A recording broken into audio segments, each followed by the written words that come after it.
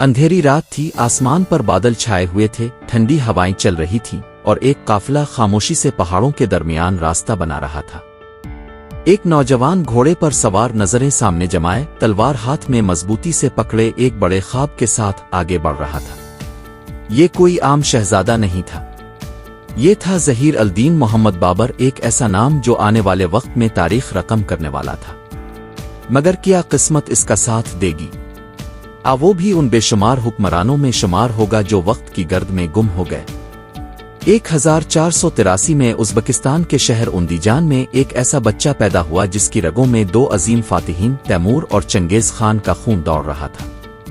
इसकी पैदाइश एक ऐसे खानदान में हुई जो जंगजू था, मगर क्या वो भी जंगजू बनेगा? क्या वो भी दुनिया को फतह करेगा? 12 साल की उम्र में बाबर के वालिद की वफात हो गई। एक कम उम्र बच्चा जो अभी खेलने कूदने की उम्र में था, अचानक फरगाना के तख्त पर बिठा दिया गया। ये तख्त क्या था? एक आजमाइश थी, एक इम्तिहान था, एक जंग का ऐलान था, और बाबर ने ये जंग कबूल कर ली। सिर्फ 15 साल का था जब उसने अपना पहला ख्वाब पूरा करने के लिए समरकंद पर हमला किया और जीत भी गया।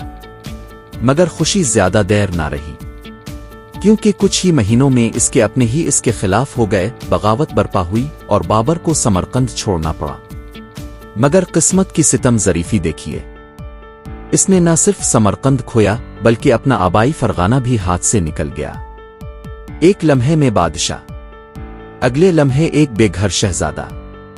ये वो लम्हा था जब कोई दूसरा होता तो शायद हार मान लेता, शायद दुनिया से किनारा किश हो जाता, मगर बाबर वो शख्स नहीं था जो हार मानने के लिए पैदा हुआ था।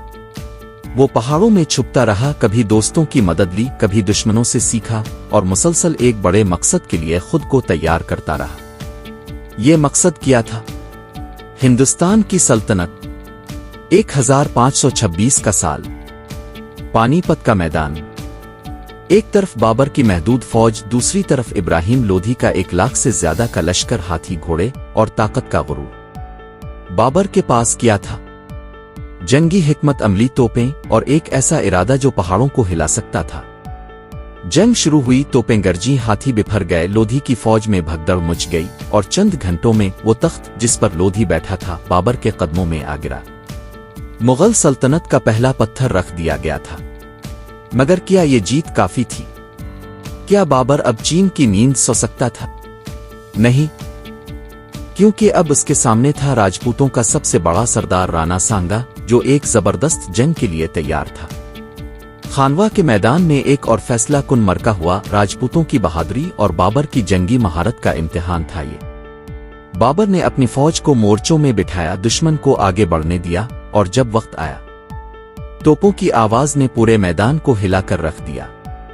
राजपूतों की फौज पसपा हुई और बाबर ने एक और तारीखी फतह अपने नाम कर ली। 1528 में चंदेरी का किला बाबर के सामने था। सख्त मुहासरे के बाद यह किला भी मुगल सल्तनत में शामिल हो गया। अब बाबर पूरे हिंदुस्तान का हुक्मरान था, मगर उसकी कहानी सिर्फ जंगों तक महदूद नहीं थी। वो एक अजीम मुसन्निफ भी था, एक ऐसा शायर जो बाबरनामा जैसी किताब लिख सकता था, जो न सिर्फ जंगों बल्कि जिंदगी, कुदरत और एहसासात की भी दास्तान थी। मगर तकदीर के पास अभी एक और आजमाइश बाकी थी। बाबर का सबसे बड़ा बेटा हुमायूं अचानक एक खतरनाक बीमारी में मुब्तला हो गया। दरबार में परेशानी छा गई, तबीबों ने जवाब दे दिया, और बाबर, वो शख्स जो मैदान जंग में कभी पीछे नहीं हटा था, अब दुआ के लिए हाथ उठाए खड़ा था। कहा जाता है कि बाबर ने अपनी जान के बदले हुमायूं की जिंदगी मांगी और कुछ ही दिनों बाद हुमायूं सेहतियाब होने लगा। मगर बाबर खुद बीमार पड़ गया और फिर वो लम्हा आया। 1530 में वो शख्स जिसने नाकाबिले यकीन जंगें जीतें, जो किस्मत से कभी नहीं डरा, जिसने अपनी तकदीर खुद बनाई, वो दुनिया से रुखसत हो गया। पहले इसे आगरा में दफन किया गया, मगर बाद में इसकी आखिरी ख्वाहिश के मुताबिक इसे काबुल में बागन बाबर में दफन कर दिया गया। वो शख्स जिसे अपनी जमीन, अपने बागों, अपनी मिट्टी से मोहब्बत थी, आखिरकार अपने वतन वापस पहुंच चुका था। मगर क्या वो वाकई चला गया? नहीं, बाबर सिर्फ एक बादशाह नहीं था, वो एक तहरीक था, एक जज्बा था, एक कहानी था जो आज भी तारीख के औराक में सुनहरी अल्फाज में लिखी जाती है।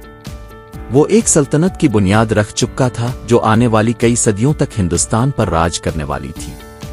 بابر ہار نہیں ماننے والوں کی پہچان تھا۔ بابر قسمت کو شکست دینے والوں کا نام تھا۔